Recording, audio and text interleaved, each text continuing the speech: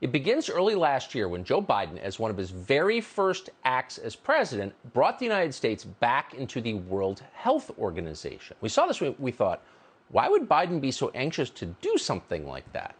At the time, we assumed it was just part of his larger de-orangification effort. Trump had pulled the U.S. out of the World Health Organization, so Biden had to do the opposite. Childish, but that seemed like a fair explanation. Still, it did seem a little weird because there aren't many international bodies that are more thoroughly discredited than the World Health Organization, particularly after COVID. It's a laughingstock.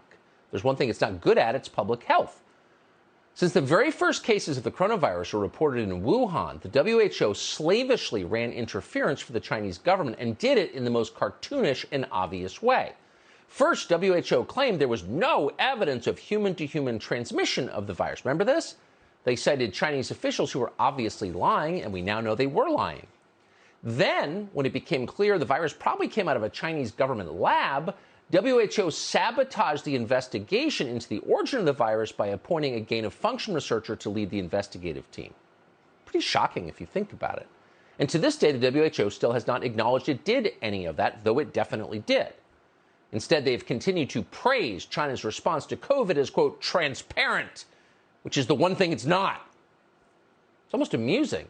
But again, it's weird if you think about it. Why would Joe Biden want to join a group that every informed person laughs at? Well, more than a year later, we think we know the answer. The Biden administration is very close to handing the World Health Organization power over every aspect, the intimate aspects of your life. So imagine the civil liberties abuses that you lived through during the COVID lockdowns, but permanent and administered from a foreign country.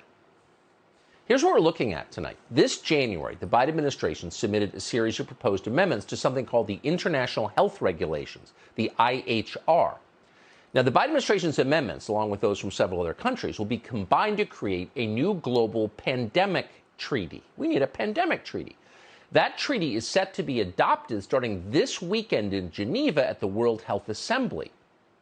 Now, the full text of the treaty is not yet finished, but a WHO working group has summarized what it's going to look like. The document begins by promising to restrict the WHO's authority just to pandemics. Calm down, it's just pandemics. Quote, WHO Secretariat to play the leading, convening, and coordinating role in operational aspects of emergency response to a pandemic, end quote. So don't get paranoid. Someone needs to coordinate the pandemic response globally because it's a global problem. Got it? Settle down, conspiracy nut. But here's the